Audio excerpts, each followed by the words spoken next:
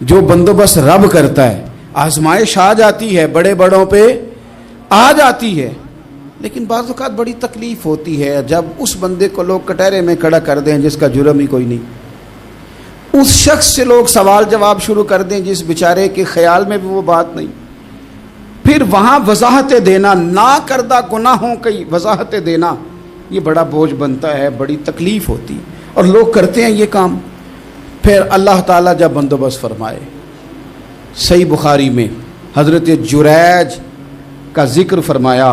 جریج نفل پڑھ رہے تھے, ماں نے آواز دی, وہ آ نہیں سکے, نماز میں تھے, ماں ناراض ہو گئی. اس نے ہاتھ اٹھا کے کہا اللہ یہ اتنی دیر تک مرے نہ جب تک کسی بری عورت کا منہ نہ دیکھ لے.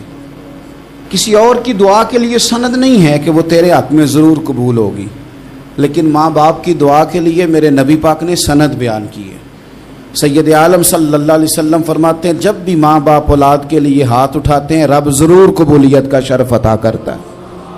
تو جہاں سند موجود ہے نا, کچھ افتتاح ابا جی سے بھی کرا لینے چاہیے, کچھ کام شروع کرنے سے پہلے صرف اماں سے ہی دعا کرا لینی چاہیے. یہ والا افتتاح بھی بڑے کام کا ہے کیونکہ یہاں سند بیان کر دیا میرے نبی کریم. تو جناب جریج کی ماں ناراض ہو گئی, کہنے لگی اللہ اس نے میری بات نہیں سنی. اب تھے تو وہ نیک, لیکن رب کریم کی حکمت کا تقاضا ہے, ماں کی دعا کو بھی قبول کرنا تھا. اللہ نے آزمائش میں مبتلا کر دیا. والدہ تو چلی گئیں, وہ ایک خیمے میں, ایک کٹیا میں, ایک جھونپڑی میں عبادت کرتے تھے, اللہ کو یاد کرتے تھے, رب رب کرتے تھے, اور لوگ ان کی بڑی تعریف بھی کرتے تھے.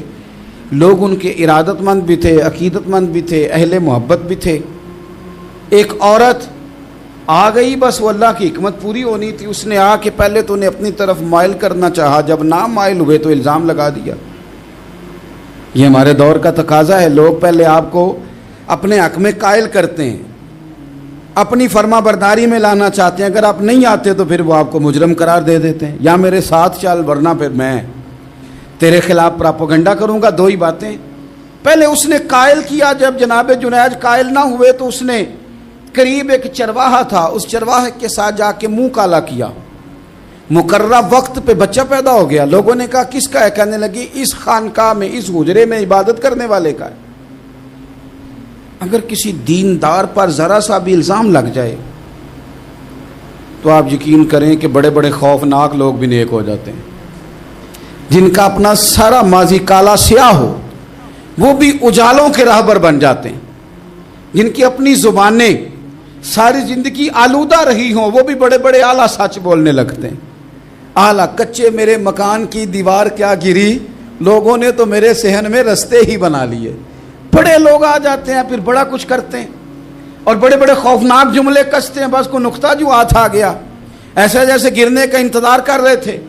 اب جناب لوگ اٹھے, احتجاج شروع ہو گیا, شور پڑ گیا. یہ بابا بڑا نیک بنتا تھا, نفل پڑھتا تھا, عبادتیں کرتا تھا, دیکھو اس کا حال کیا ہے کہ اس نے ناجائز بچہ پیدا کیا.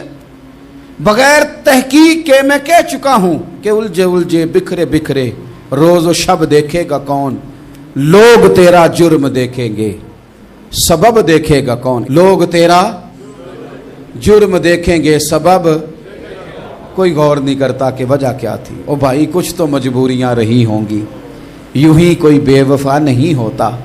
الزام لگا دیا, شور ہوا, احتجاج ہوا, دنیا کٹھی ہوئی, ان کا انہوں نے حجرہ گرا دیا, مارا بھی, پیٹا بھی, ایک نیک آدمی کو بدنام بھی کیا, برا بھلا بھی کہا, گالیاں بھی دی, جو کر سکتے تھے کیا. اب جب سزا دینے لگے نا تو جناب جریج کہنے لگے تھوڑی سی اجازت دیتے ہو, مار تو تم نے دینا ہی ہے. کہا جناب ٹھیک ہے دیتے ہیں. انہوں نے کہا صرف 2 نفل پڑھنے ہیں. اب وہ نفل پڑھ رہے تھے تو لوگ اس وقت بھی کہہ رہے تھے فراڈ ہی کر رہا ہے, دھوکہ ہی دے رہا ہے.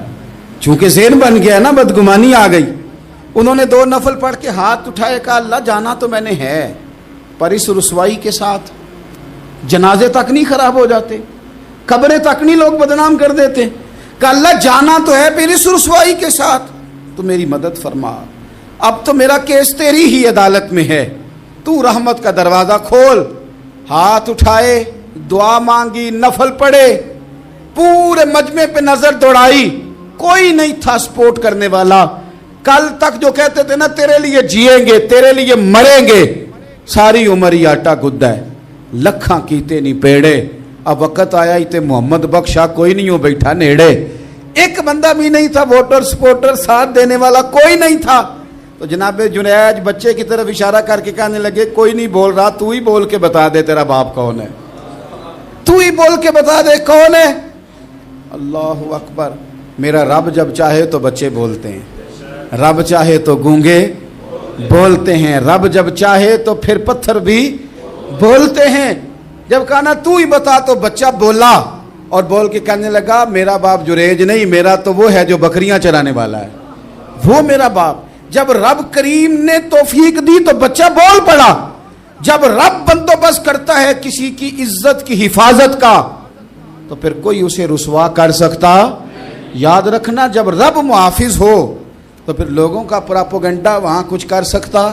لوگ کئی دفعہ بڑا گہرا جال بنتے ہیں, سازش کا رنگ بڑا گہرا ہوتا ہے, عام سادے آدمی اس کو سمجھ نہیں پاتے, اس پراپوگنڈے کا حصہ ہو جاتے ہیں, انہیں پتہ ہی نہیں چلتا یہ بات دراصل کیا کی جا رہی ہے. یہ کتنی گہری حسد کی آگ ہے جس کو لوگ بغض کے ساتھ ہوا دے رہے ہیں, اپنی عداوت کے ساتھ اس کو زیادہ جلا رہے ہیں. حضرت سیدنا عائشہ صدیقہ رضی اللہ تعالیٰ عنہ بیان کرتی ہیں, اور لطف کی بات یہ بھی بخاری میں موجود ہے. میں نے جناب جنید کا قصہ عرض کیا تو بخاری سے, یہ عرض کر رہا ہوں تو بخاری سے. یہ واقعہ میں حضور کی امت کے کسی ولی کا بیان کرتا تو لوگوں نے کہنا تھا ہماری سمجھ میں نہیں آتا. بعض لوگوں کا خیال ہے کہ داتا صاحب کی کرامت بھی نبی پاک کی بیان کریں. او خدا کے بندوں کو خیال کرو, داتا صاحب تو کئی سو سال بعد آئے ہیں, وہاں اگر کوئی کرامت ہوگی تو حضور بیان کریں گے. اگر نبی کریم نے پچھلے بنی اسرائیل کے ولیوں کی کرامتیں بیان کر کے تمہیں بتائی ہیں تو اس کا معنی یہ ہے کہ اگر وہاں اللہ یہ شان عطا کر سکتا ہے تو تم تو امتوں کی سردار امت ہو, ان پر تو نیرا فضل ہے, تم پر تو رب کا فضل کبیر ہے. تو بس لوگ سمجھنے کو تیار نہیں, پچھلوں کی مان لیتے ہیں. جناب آصف بن برخیہ کی کرامت جو سورہ نمل میں آئی وہ تو مانیں گے, پر غوث پاک کی کرامت یہ پتہ نہیں عجیب فلسفہ ہے, اور کس طرح کا فلسفہ ہے یہ سمجھ سے بالاتر ہے کہ بنی اسرائیل کا کوئی ولی ہو تو اس کی کرامت ہو سکتی ہے, اور نبی پاک کی امت کا ہو تو اس کی ہو ہی نہیں سکتی. کیا معنی ہے اس بات کا؟ اور لوگ ہیں کہ داد و تحسین دے رہے ہیں, واہ واہ کر رہے ہیں. اللہ تعالیٰ سمجھنے کی توفیق عطا فرمائے. حضرت عائشہ صدیقہ رضی اللہ تعالیٰ عنہ فرماتی ہیں ایک عورت تھی اور اسے نبی پاک صلی اللہ تعالیٰ علیہ وسلم نے وہ کلمہ پڑھ کے مسلمان ہوئی, مدینہ طیبہ آ گئی تو حضور نے مسجد نبوی شریف میں اس کے لیے مکان, ایک سادہ سا کمرہ ساتھ مسجد کے بنوا دیا, وہیں رہنے لگی. اکثر وہ سیدہ طیبہ کے پاس آتی تو حضرت عائشہ صدیقہ رضی اللہ تعالیٰ عنہ فرماتی ہیں وہ بڑی باتیں سناتی اور آخر میں کہتی وہ ہار والا دن بھی بڑا عجیب دن تھا, اور میرے رب کی قدرتوں کا دن تھا, وہ بھی بڑا عجیب دن تھا. سیدہ عائشہ صدیقہ رضی اللہ تعالیٰ عنہ ایک دن فرمانے لگی کہ تو ہار والے دن کا بڑا ذکر کرتی ہے, وہ کیا دن تھا؟ تو خاتون کہنے لگی اماں جی وہ دن تھا جب میرے رب پر بھروسہ اور مضبوط ہو گیا, جس دن میرا اپنے رب پر توکل اور بڑھا, میرے ایمان میں یقین میں اور پختگی آئی. کہنے لگی میں ایک گھر کی کنیز تھی, نوکرانی تھی, اس گھر میں ایک بچی تھی جس کے پاس سونے چاندی ہیرے جواہرات کا ہار تھا. اس زمانے میں نا چمڑے کے اوپر لوگ ہیرے جواہرات لگاتے تھے, کئی دفعہ سرخ رنگ کے چمڑے پہ لگائے جاتے تھے. وہ بچی پہنتی تھی تو کہتی ہیں وہ بچی کے اس نے اتار کے رکھا یا اس سے گرا وہ ہار تو چیل اسے اٹھا کے لے گئی گوشت سمجھ کے, اور میرے سامنے اٹھا کے لے گئی.